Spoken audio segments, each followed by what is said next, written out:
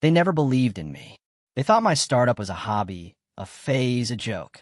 They mocked my dream and told me to find a real job. Then, at that engagement dinner, their future daughter-in-law recognized me as the CEO her company was in debt to. The entire table went silent. Can you imagine building an empire in the shadows, creating something truly revolutionary, only to be dismissed as an underachiever by the very people whose love you craved?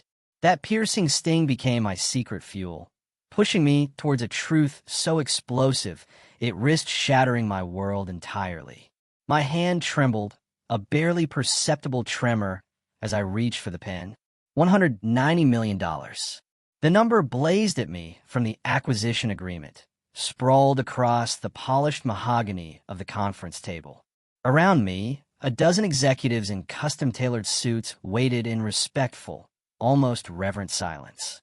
They were waiting for me, Chloe Elizabeth Hayes, to sign away 6 years of my life's work. "Take your time, Miss Hayes," Daniel Miller, CEO of Titan Innovations, said, his voice a calm tide of assurance. The kind of patience only afforded to someone about to write a check with 8 zeros. I glanced up, my eyes sweeping across the floor-to-ceiling windows of the 40th floor boardroom. Chicago stretched out below, an intricate tapestry of lights and shadows, its iconic skyline punctuated by the very smart buildings that Cityscape now managed. Somewhere in that sprawling urban labyrinth, my parents were probably having a quiet lunch, utterly oblivious that their struggling daughter was moments away from becoming one of the youngest self-made female entrepreneurs in PropTech history. The bitter irony wasn't lost on me. In just 3 hours, I'd be sitting at my brother Ethan's engagement dinner, listening to my mother suggest I apply for entry-level positions, while I secretly carried the weight of a 9-figure exit in my pocket. "Miss Hayes," Samantha Reed, Titan's VP of Corporate Development, leaned forward slightly, her perfectly manicured fingers drumming once softly against her leather portfolio. "Any final questions before we proceed?" I almost laughed. Samantha had no idea that in exactly 3 hours and 27 minutes, she'd be shaking hands with my brother across a white tablecloth, introducing herself as his fiancée. No idea that the family dinner she'd mentioned postponing for the signing was the exact same dinner where I'd planned to silently play the role of the underachieving younger sister. Life, it seemed, had a truly twisted sense of humor. I pressed the pen to the paper, signing my name, Chloe Elizabeth Hayes, CEO and co-founder, Cityscape Technologies, with steady, unyielding strokes. The room erupted in polite applause. Handshakes and congratulations followed, but my mind was already racing, catapulting towards the conversation I'd both dreaded and anticipated for years. Tonight, my two worlds would collide in the most spectacular, terrifying way imaginable. "Chloe, computers are a hobby, not a career." Those words, laced with gentle dismissal, echoed in my head as I set the signed contract aside, my thoughts drifting back to where it all began. Highland Park, Illinois, 1998.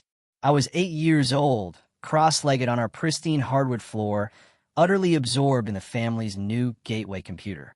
In the next room, my brother Ethan practiced violin. Our house wasn't just a home. It was a monument to achievement. Dr. Richard Hayes' framed medical degrees lined the hallway. My mother, Eleanor's law school diplomas and Bar Association awards dominated her home office. Ethan's academic trophies built an entire bookshelf. And there I was, teaching myself basic HTML. They discussed my concerning lack of focus in hushed kitchen conversations. Dad's obsession with traditional success wasn't arbitrary. I learned years later that he lost a patient early in his career due to a communication error between departments. A preventable tragedy that solidified his belief that only established, regulated professions could be trusted with important work. Technology, to him, was unproven, unreliable, a wild frontier. Mom's fierce commitment to conventional achievement stemmed from a different place. Eleanor Hayes had clawed her way to the top of a male-dominated law firm in the 1980s, earning respect through traditional markers of success that no one could question. She learned that in a world doubting women's capabilities, the safest path was the most conservative. They weren't cruel parents. They loved me, yes, but through the lens of their own hard-won wisdom, which meant steering me away from anything that looked risky or unconventional. Chloe built a website for her school project. I announced proudly at dinner one night, when I was 15, having spent 3 weeks learning CSS to create an interactive timeline for my history class. "That's nice, honey," Mom replied with that particular smile that never quite reached her eyes. "But you should be focusing on debate team.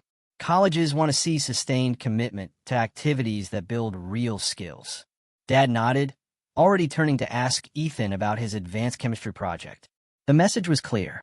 Real achievement happened in operating rooms and courtrooms, not at computer screens. My bedroom became my sanctuary.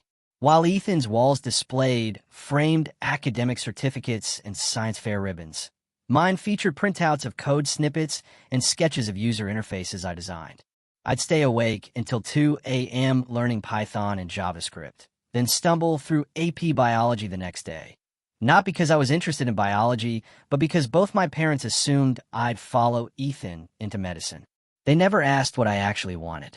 The disconnect deepened in high school when I developed a program that streamlined our school's student scheduling system, cutting administrative time in half and eliminating conflicts that had plagued them for years. The principal called it remarkable innovation. My parents called it a nice extracurricular activity. "Your daughter has extraordinary technical intuition," Ms. Davies, our computer science teacher, told them during parent-teacher conferences. "She should seriously consider pursuing computer science in college." "Oh, Chloe has many interests," Mom replied diplomatically. "But we're focusing on her pre-law requirements. She needs to build a foundation for real career opportunities." I wasn't even planning to apply to law school, but they'd already mapped out my future. The breaking point came during my junior year. I'd spent months preparing for the Midwest Code Challenge, developing an inventory management system that local businesses were actually asking to license. The competition finals fell on the same Saturday as Ethan's acceptance celebration for Oakwood University's pre-med program. "We're so sorry, sweetie," Mom said, not looking particularly sorry. "But Ethan has worked his entire life for this. You understand, right? Maybe next time." I competed alone, the only participant without family in the audience, and won first place. The judges, all professional software engineers, told me I had natural talent, and vision that universities would fight over.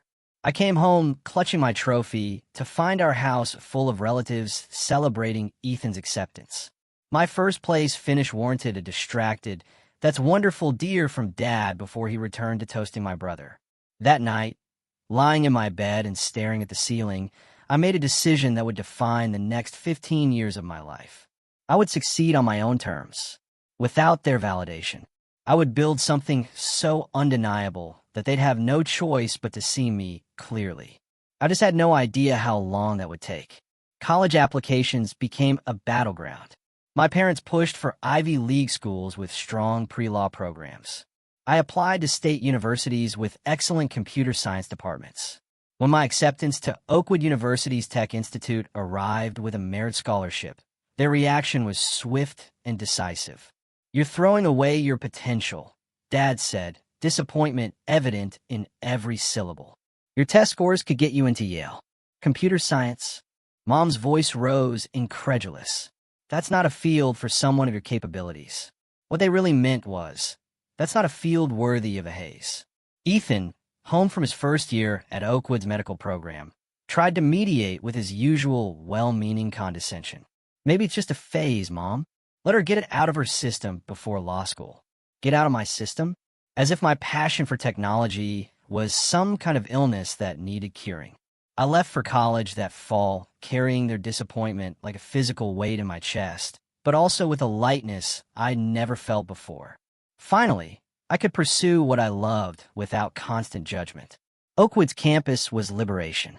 For the first time in my life, I wasn't the daughter squandering her potential on computer games. I was Chloe, the student professors singled out for innovative approaches to complex problems. I found myself surrounded by people who spoke my language and valued what I could create. During sophomore year, I met Maya Sanchez in advanced algorithms.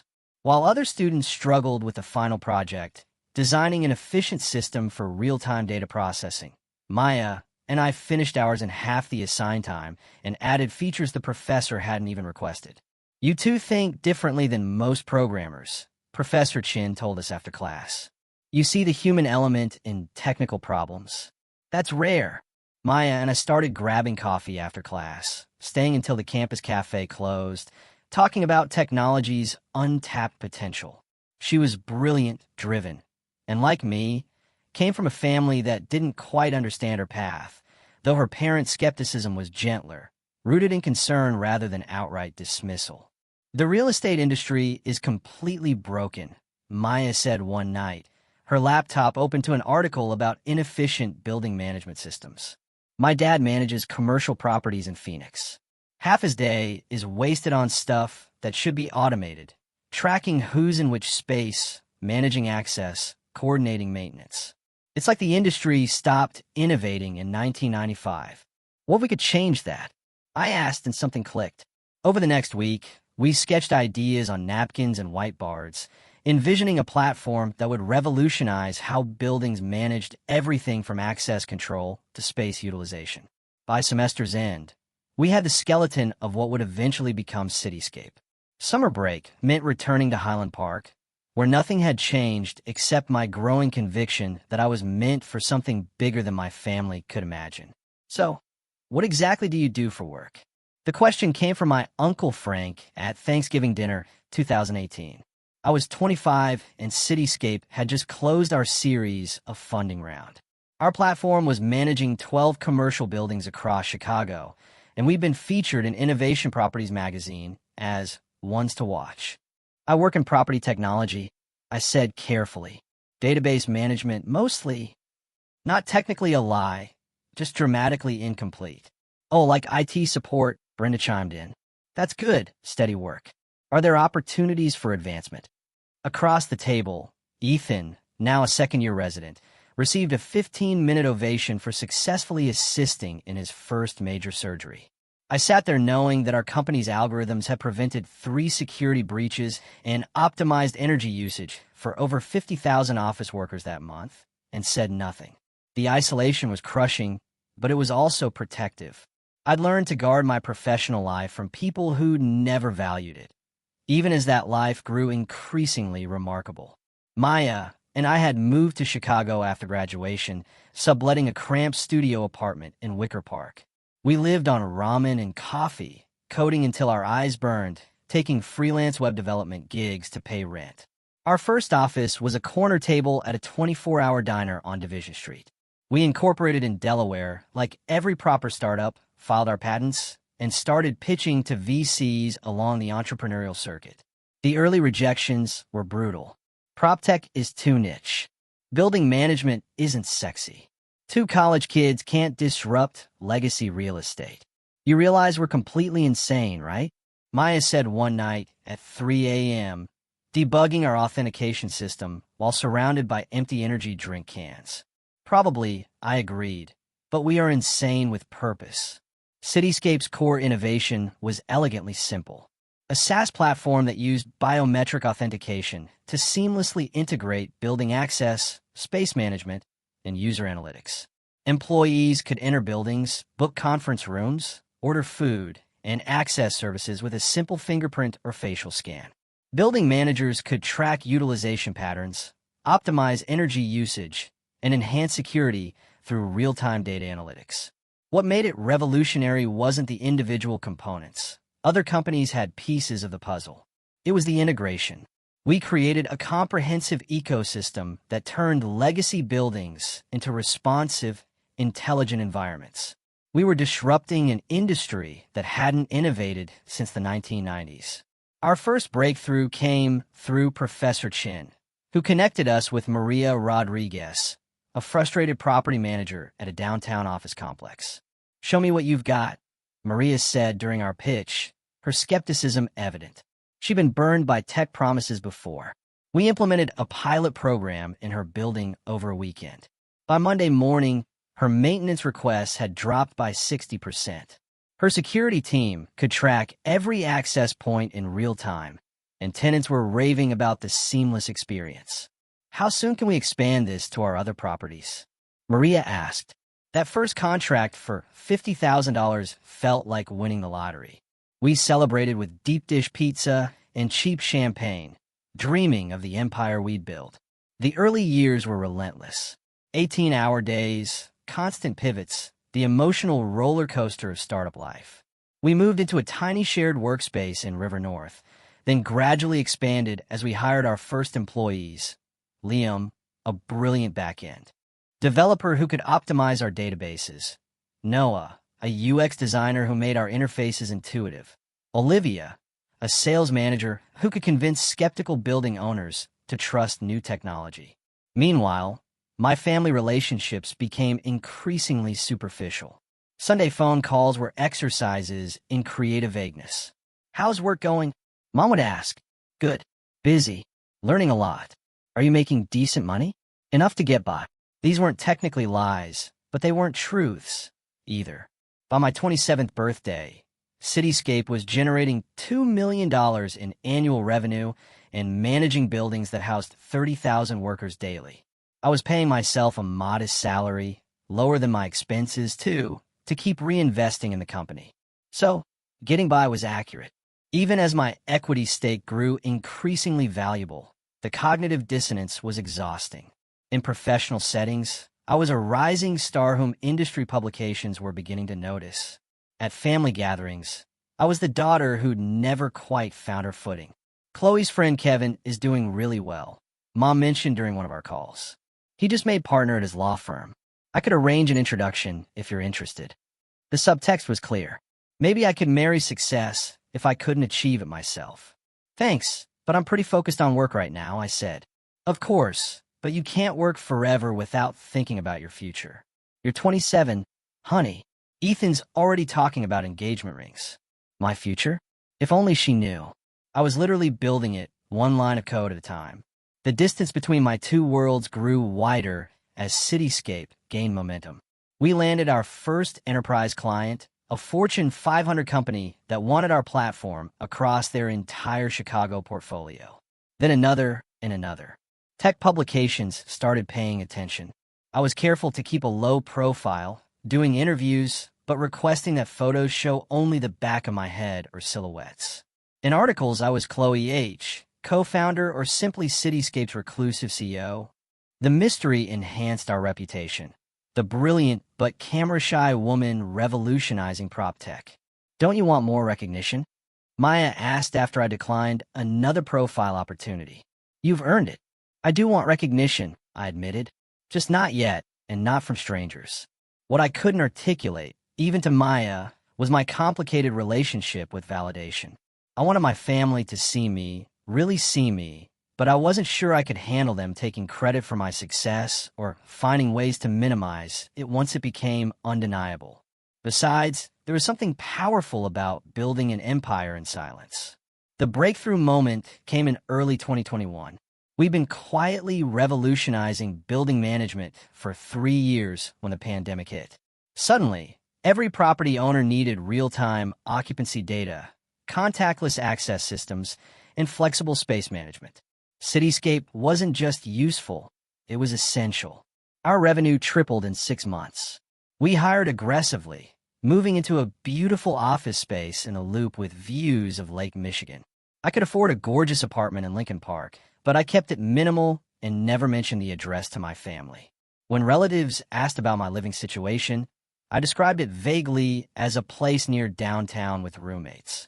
Technically true, since Maya lived 2 floors down. The Series B funding round closed at a $45 million valuation. Suddenly, we had the capital to expand nationally, the team to execute our vision, and the market recognition that opened doors to previously impossible partnerships. We need to talk about scaling, Maya said one morning, spreading partnership proposals across our conference table. Microsoft wants to integrate our platform with their smart building initiatives. Amazon's interested in our data analytics for their real estate division. We can't handle this growth organically. She was right. Success was accelerating beyond our ability to manage it internally. We needed infrastructure, systems, and, frankly, expertise that only came from acquisition or massive investment. What are you thinking? I asked, though I suspected I knew. Strategic acquisition. Find the right partner who can scale our technology without destroying our culture. The idea terrified and exhilarated me in equal measure. Acquisition meant validation on a scale I'd only dreamed of. It also meant my secret would become public record. There would be press releases, interviews, public valuations that my family couldn't ignore or explain away. Was I ready for my two worlds to collide? The first acquisition inquiry came from Tech Venture Capital in late 2021. Their offer was flattering, but premature.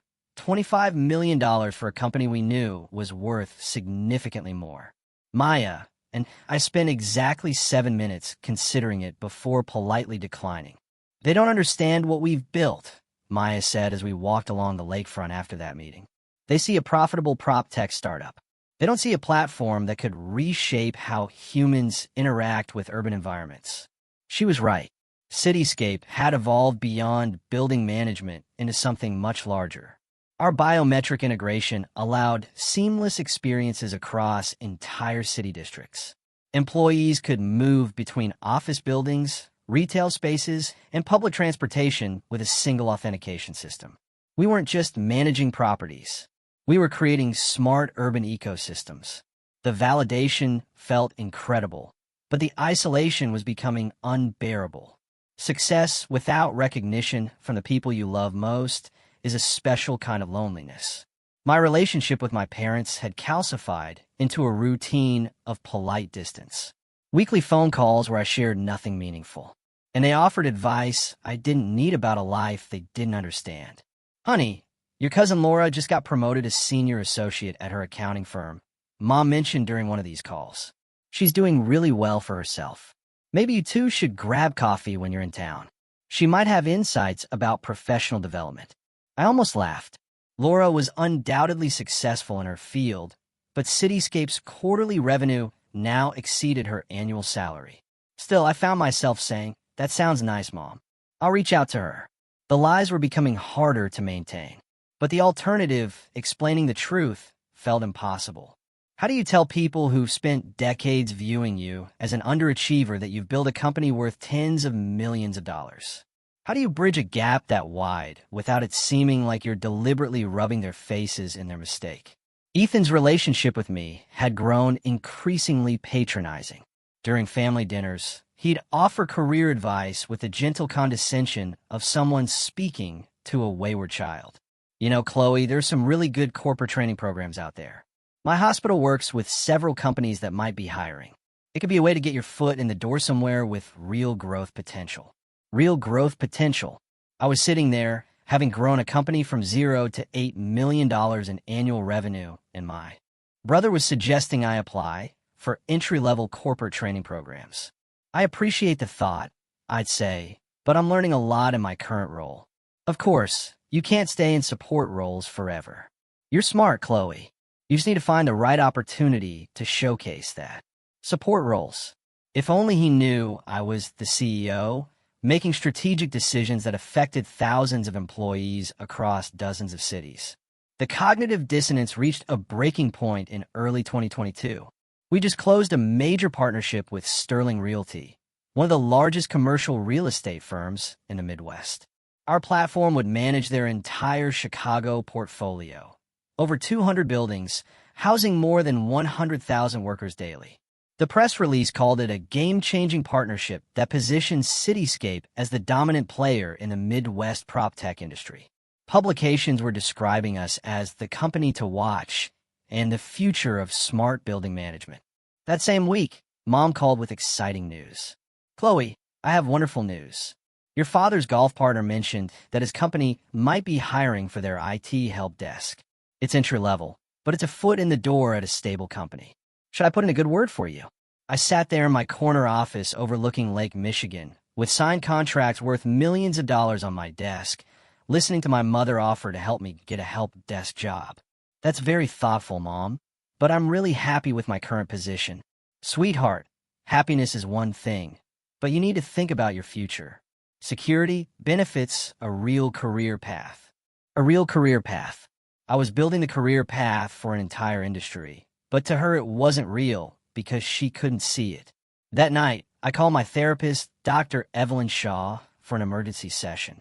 I feel like I'm living a double life, I told her, and I'm starting to lose track of which version is real. What would make it feel real to you? She asked. Having the people I love see me for who I actually am. And what's stopping you from showing them? I considered the question seriously. Fear that they'll minimize it. Fear that they'll take credit for it. Fear that even with proof, they still won't really see me. And fear that if they finally see you and still don't approve, she finished for me, you'll have nowhere left to hide. She'd hit the core of it. As long as my family didn't know about my success, I could tell myself that their lack of approval stemmed from ignorance. If they knew everything and still found ways to diminish me, what would that say about our relationship? The answer came sooner than I expected. In March 2022, Titan Innovations reached out through intermediaries. They weren't just interested in Cityscape. They were interested in revolutionizing their entire approach to property management and urban development. They're talking about integration, not just acquisition, Maya said after our preliminary meeting with their representatives. They want to build their next-generation platform around our technology. The numbers being discussed were staggering. Initial conversations suggested a valuation in a $150 to $200 million range. It wasn't just life-changing money. It was family-silencing money, the kind of success that would be impossible to minimize or explain away. Are you ready for this? Maya asked. I don't know, I admitted, but I think it's time to find out. The due diligence process began in earnest. Teams of lawyers and accountants crawled through every aspect of our business.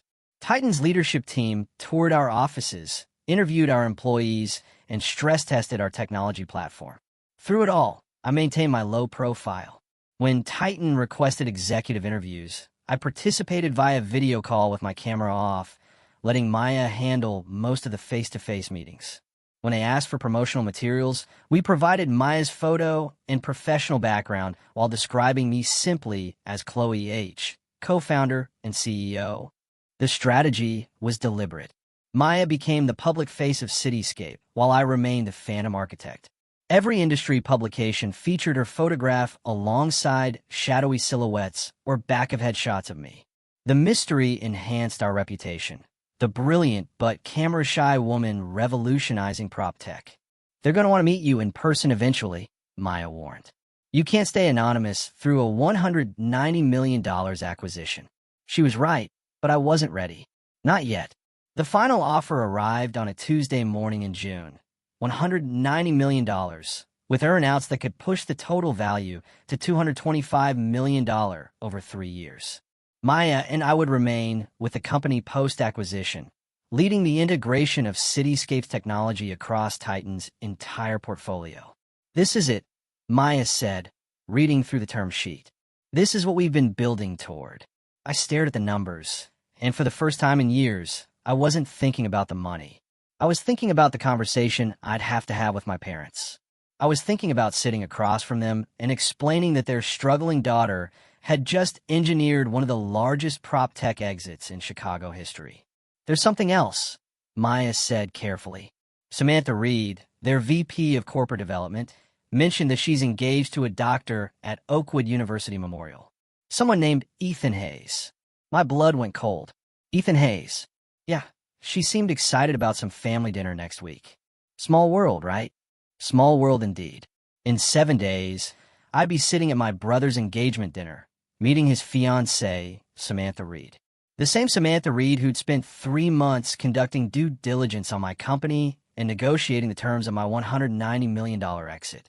The universe, it seemed, had decided it was time for my two worlds to collide, whether I was ready or not. All that remained was signing the papers and facing the consequences. The Vista Room on the 95th floor of the Azure Tower had been Ethan's choice for his engagement dinner. I had to admit, it was perfect. Floor-to-ceiling windows offered panoramic views of Chicago, the city lights twinkling like scattered diamonds across black velvet.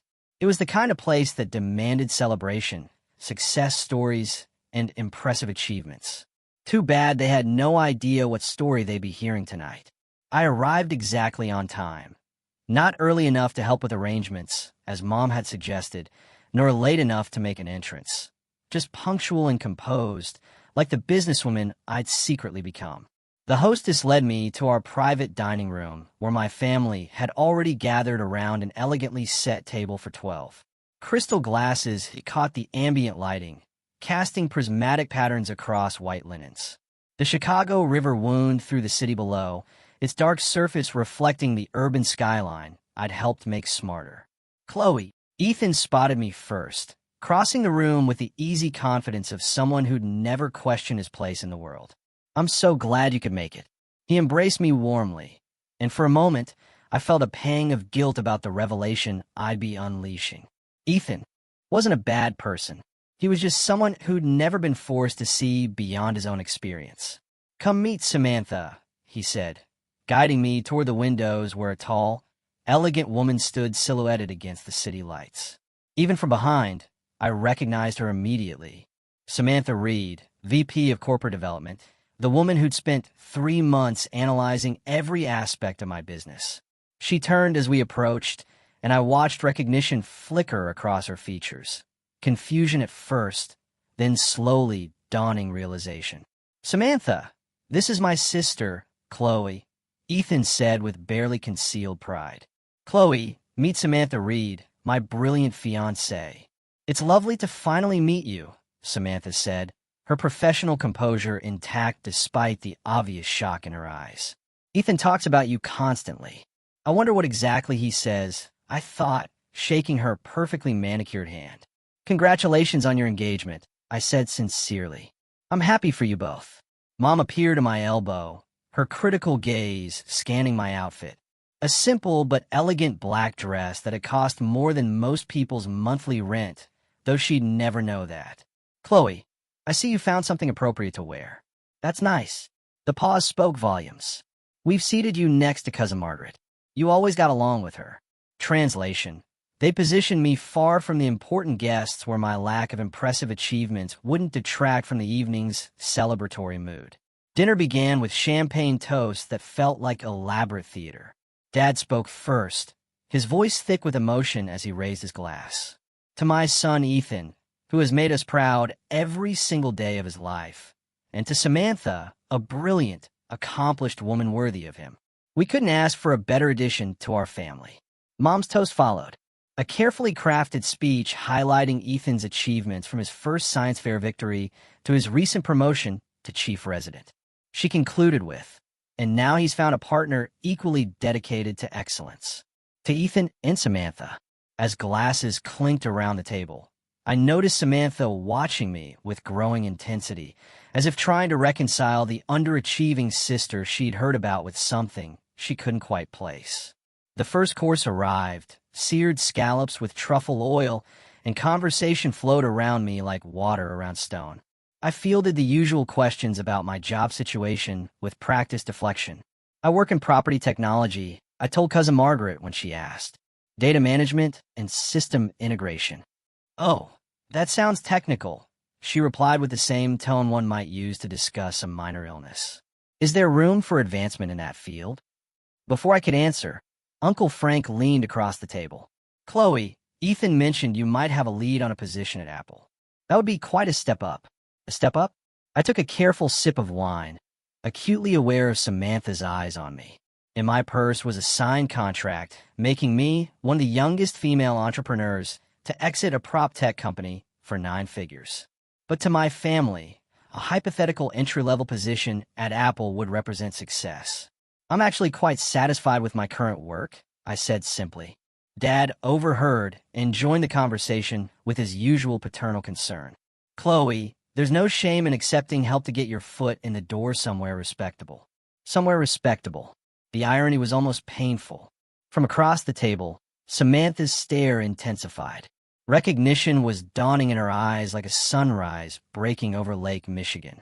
"Chloe," she said during a lull in conversation, her voice cutting through the ambient noise of clinking glasses and polite laughter. "Forgive me, but is your last name Hayes?" The table quieted. Ethan looked confused. "Of course it is. She's my sister." Samantha set down her fork with deliberate precision. "You're Chloe Hayes from Cityscape." And there it was, the moment I'd both dreaded and anticipated for years. "Yes," I said simply, meeting her gaze steadily. "Wait," Samantha continued, her professional demeanor cracking slightly. "You're the Chloe Hayes, the founder and CEO of Cityscape Technologies, the company my firm just acquired for $190 million. Ethan looked completely bewildered. "Samantha, I think you're confusing my sister with someone else. Chloe works in tech support or something." Samantha turned to stare at him in disbelief. "Ethan, I've been negotiating this acquisition for 3 months.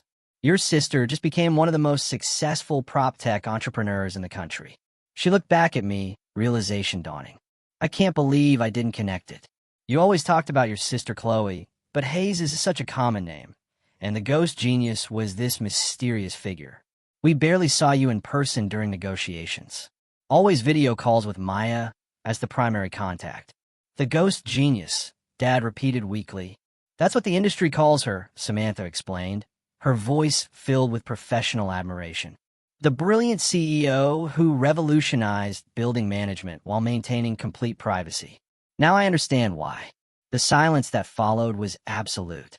Dad froze with his wine glass halfway to his lips. Mom's hand fluttered to her pearl necklace. Ethan sat there processing the fact that every piece of career advice he'd ever given me had been directed at the CEO of a 9-figure company. "Wait, so all those times I offered you advice about getting a real job?" Ethan's voice trailed off as the full impact hit him. "I was talking to the CEO of a $190 million company." "Oh my God, is this true?" Dad finally managed, his voice barely above a whisper. "Yes," I said, maintaining eye contact. "Maya Sanchez and I founded Cityscape 6 years ago. We currently employ 127 people across 8 cities and manage smart building systems for over 400 commercial properties. But why wouldn't you tell us?" Mom's bewilderment seemed genuine, as if she couldn't fathom why someone would hide such success. Before I could answer, Samantha continued, her professional excitement overriding the awkward family dynamics. "Your platform revolutionized building management efficiency by 73% across our test portfolio. The biometric integration capabilities are light years ahead of anything else in the market. You've essentially created the neural system for smart cities. It's why we were willing to pay such a premium." $190 million. Dad repeated the number like a prayer. Samantha nodded, still processing the connection herself. "The acquisition closed this morning. Your sister just engineered one of the largest prop tech exits in Chicago history. But Chloe works in IT support," Ethan said weakly, as if saying it aloud might make it true. "Your sister," Samantha replied, "is the CEO who just revolutionized how 200,000 office workers interact with their buildings daily. Her biometric integration platform is being studied by universities as the future of urban technology." The rest of the dinner passed in a surreal blur of shocked questions and awkward revelations. Relatives who'd pitted me an hour before suddenly wanted investment advice. Mom mentioned 3 times that she'd always known I had a special talent with computers. Dad bragged that he'd told golf partners about his daughter, the tech entrepreneur, for years.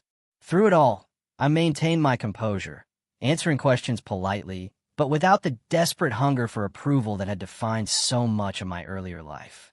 The validation I'd once craved now fell hollow against the backdrop of their sudden, opportunistic pride. "Why didn't you tell us?" Ethan asked as the evening wound down, his voice carrying a mixture of hurt and genuine bewilderment. The confident older brother who'd always had easy answers was gone, replaced by someone grappling with a reality that challenged everything he thought he knew about our family dynamics. "Because I needed to know I could succeed without your approval," I said gently. "And I needed to build something so undeniable that it couldn't be minimized or explained away." "We would never minimize your achievements," Mom protested, though her voice lacked conviction. Mom, I said carefully, 3 weeks ago, you offered to help me get an entry-level help desk position. Last Christmas, you suggested I apply to secretarial school. For 6 years, every conversation we've had included subtle suggestions that I get a real job. Ethan winced visibly. All those times I offered you career advice about corporate training programs and getting your foot in the door somewhere. I was talking to someone who was already running a company worth more than I'll make in my entire medical career. You weren't trying to be condescending, I said. You were trying to help based on the information you had. I'm the one who kept you in the dark. But why didn't you trust us to support you? Dad asked, and for the first time all evening, he sounded genuinely hurt rather than defensive. I trusted your love, but I didn't trust your respect. I needed to know I could succeed without your approval before I could risk asking for it. Samantha, who'd been watching this family drama unfold with the fascination of an anthropologist, finally spoke up. For what it's worth, your reputation in the industry is extraordinary. People call you the ghost genius, the brilliant CEO who revolutionized prop tech while maintaining total privacy. Now I understand why. As we said our goodbyes, Mom clutched my arm with a grip that bordered on desperate. We need to talk properly, Chloe. Soon. About everything. I nodded, knowing the conversation was inevitable, but no longer fearing it. We will, Mom. Walking to my car through the Chicago night, I felt a weight lifting from my shoulders that I hadn't even realized I'd been carrying. The secret that had defined my adult life was finally in the open. Whatever came next, I would face it on my own terms, secure in the knowledge of what I'd built and who I'd become. My phone buzzed with a text from Maya. How'd it go? Are you okay? I typed back. It went exactly like we thought it would. And yes, I'm more than okay. I'm finally free. The first text from my parents arrived before I even reached my apartment. We need to talk tomorrow. The Grand Park Hotel at 11 a.m., Mom. By morning, my phone was flooded with messages. Relatives who hadn't spoken to me in years suddenly remembered they'd always supported my computer interests. Cousins asked about investment opportunities. Uncle Frank sent 3 separate messages, each more effusive than the last, about my amazing success. Ethan's message was different. I'm confused and I feel like an idiot. Can we talk? I replied only to my parents, agreeing to brunch, and to Ethan, yes, we definitely need to talk. Some conversations, I'd learned, were worth waiting years to have. The view from my new office at Titan Innovations never got old. 42 floors above the Chicago River, I could see the entire grid of smart buildings that now ran on Cityscape's integrated platform. What had started as a dream sketched on napkins had become the backbone of urban intelligence across 3 time zones. The Singapore expansion is ahead of schedule, Maya said, settling into the chair across from my desk. As Chief Technology Officer for Titan's Smart Cities division, she'd overseen our platform's international rollout with characteristic precision. They want to implement our system across 12 buildings in their financial district by Q2. And the London partnership signed this morning. 17 properties in London Docklands, full biometric integration. The mayor's office is even interested in city-wide implementation. I smiled, spinning my chair to face the windows. Cityscape wasn't just a Chicago success story anymore. We were reshaping how humans interacted with urban environments on a global scale. Buildings across 4 continents now used our technology to create seamless, intelligent experiences for over 800,000 people daily. The adjustment to life post-acquisition hadn't been seamless, but it had been rewarding. Working within Titan's structure meant access to resources we'd never dreamed of as a startup. But it also meant learning to navigate corporate politics and maintaining our innovative culture within a larger organization. Daniel wants to know if you're ready for the Tokyo presentation next month, Maya continued, referring to Titan CEO. The Japanese partners are specifically requesting the ghost genius herself. I laughed. That nickname had followed me into my new role, though I'd finally started doing public interviews and conference presentations. The mystery was part of my brand now, but I was no longer hiding. Tell Daniel I'll be there. It's time I met our Japanese partners face to face. My relationship with my family had found its own equilibrium over the past 6 months. The initial shock had given way to a more complex process of rebuilding relationships on new terms. It hadn't been smooth. There had been awkward conversations, hurt feelings, and moments when old patterns threatened to reassert themselves. But it had been real. My parents had struggled initially with what my success meant for their worldview. Dad had gone through what I could only describe as an identity crisis, questioning his assumptions about stable career paths and traditional achievement. Mom had oscillated between defensive pride and genuine attempts to understand the technology industry. The breakthrough had come during a family dinner 3 months after the revelation. Ethan had invited everyone to his apartment to celebrate his residency match. And for the first time in years, the conversation hadn't centered around achievements and comparisons. I've been thinking about what you said Dad had told me over dessert, about us never really asking what you wanted. I realize I spent so much time trying to protect you from failure that I never learned to recognize your success. It wasn't a complete apology, but it was a start. It was understanding. Mom's transformation had been more gradual. She'd started taking online courses in business technology, reading industry publications, and asking genuine questions about my work. Last week, she'd sent me an article about prop tech innovations with a note. This reminded me of what you and Maya built. I'm starting to understand why it matters. Ethan's adjustment had been the most dramatic. Discovering that his struggling sister was actually a tech executive had forced him to confront his own assumptions about success and failure. The conversations we'd had since the dinner had been more honest than anything we'd shared in years. I keep thinking about all the times I offered you career advice, he said during one particularly raw conversation. How condescending I must have sounded. You weren't trying to be condescending, I'd replied. You were trying to help based on the information you had. I'm the one who kept you in the dark. But why did you not trust us? That question had taken me weeks to answer honestly. I trusted your love, but I didn't trust your respect. I needed to know I could succeed without your approval before I could risk asking for it. The relationship that had surprised me most was with Samantha. What could have been an awkward connection had evolved into a genuine friendship. Her position as both family member and professional colleague gave her unique insight into my dual nature, and she'd become something of a translator between my two worlds. Your family is learning, she told me over coffee last week.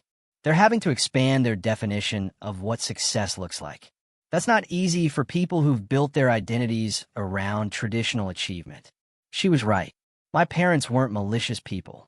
They were people who'd found security and meaning in conventional paths and had wanted to share that security with their children. Learning to see beyond those boundaries required genuine effort and humility. The most unexpected development had been my emergence as a mentor in the tech community. Once a month, I hosted workshops for young women in STEM fields, sharing not just technical knowledge, but the emotional resilience needed to pursue unconventional paths. My parents think programming is just a hobby. A 15-year-old named Maya had told me during our last session, echoing my own teenage experience. They wanted to focus on pre-med courses. What do you want to build? I asked the same question I wish someone had asked me at her age. Apps that help people with disabilities navigate public spaces more easily. She replied without hesitation. My little brother has autism, and I see how hard it is for him to feel comfortable in crowded places. Then build them, I said, offering her the same encouragement I'd had to give myself. Find people who believe in your vision, even if they're not your family. And keep the door open for your parents to understand later. These sessions reminded me why I'd fought so hard to build Cityscape in the first place. Technology wasn't about the money or the recognition. It was about creating solutions that made people's lives better. Every young woman who left our workshops feeling empowered to pursue her technical dreams was validation beyond any acquisition deal. My phone buzzed with a calendar reminder. Dinner with family. 7 p.m.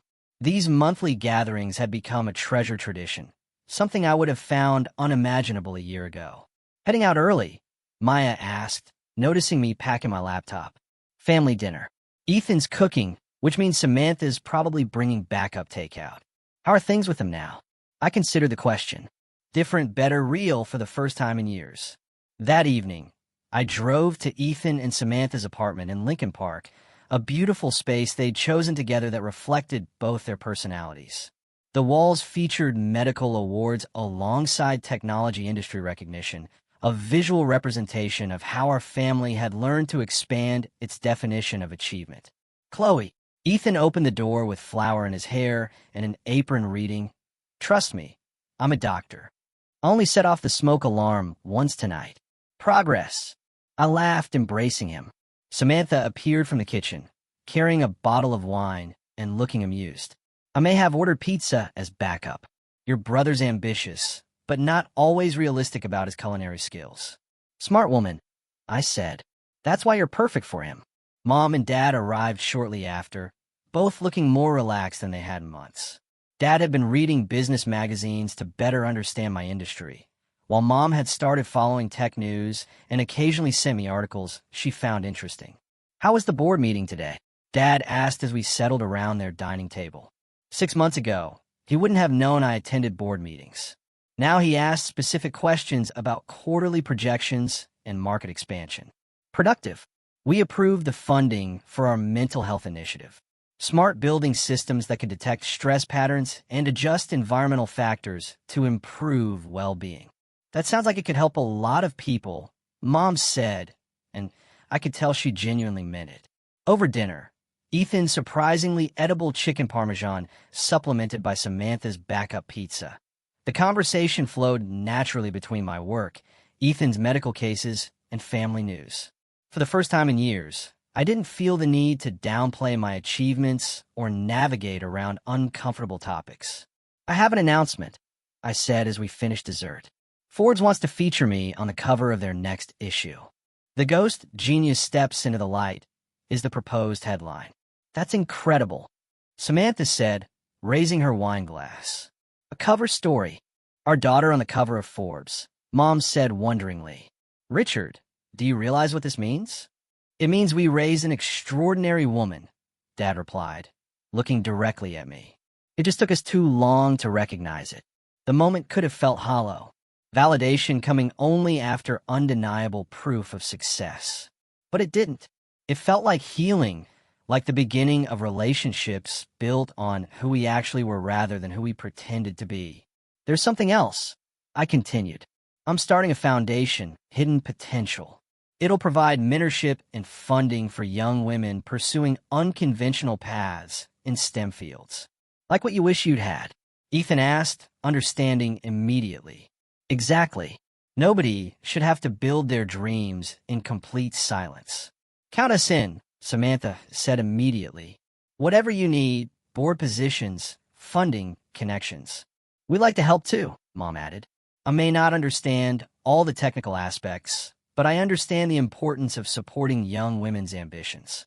As the evening wound down, I found myself standing on their balcony with Ethan, looking out over the city lights. So many of those buildings now use cityscape technology, creating seamless experiences for thousands of people every day. "I owe you an apology," he said quietly. "A real one. For years of treating you like someone who needed fixing instead of someone who was building something incredible." "You don't owe me anything," I replied. We were both trying to navigate a family that had very specific ideas about success. You happen to fit those ideas, and I didn't. But I should have. Seen you. Really seen you. You see me now. That's what matters. We stood in comfortable silence, watching the city pulse with life below us. Somewhere in that urban sprawl, a teenager was probably teaching herself to code in her bedroom, dreaming of building something that would change the world. I hoped she had people who believed in her vision. If not, I hoped she'd find them or find her way to one of our hidden potential workshops. "You know what's funny?" Ethan said eventually. "What?" "I spent my whole life trying to make Mom and Dad proud by following their path. You made them proud by creating your own." I smiled. "Different kinds of courage, I guess." "Yeah, but yours was harder. Maybe it was, but it had also been mine. Completely, authentically mine. And that made all the difference." Later that night, back in my apartment, I stood on my own balcony overlooking Lake Michigan. The water reflected the city lights like scattered diamonds, each one representing someone whose life had been touched by technology we'd created. My phone buzzed with a text from Maya. Saw the Forbes announcement on social media. Ready to be famous. I typed back, ready to be seen. Tomorrow, I'd wake up as Chloe Hayes, CEO of Titan Smart Cities Division, Forbes cover story, and founder of Hidden Potential. But tonight, I was simply someone who'd learned that the best validation comes from within. And that sometimes, if you're patient and persistent enough, the people you love most will learn to see you clearly, too. The city stretched out below, full of smart buildings that would make tomorrow a little easier for hundreds of thousands of people. Not bad for a girl who'd once been told that computers were just a hobby. Success, I'd learned, isn't about proving others wrong. It's about proving yourself right. And sometimes, if you build something undeniable enough, the world, including your family, will have no choice but to see you for who you really are. What do you think about Chloe's story? If you were in her position, would you keep building your dreams in silence until they were too big to ignore, or would you demand recognition from the start, even if it meant facing dismissal? Have you ever felt invisible to the people whose approval you craved most? Share your thoughts in the comments below. I'm reading everything. And don't forget to like this video and subscribe for more stories about finding your true worth, building success on your own terms, and the courage to stay authentic even when the world expects you to be someone else.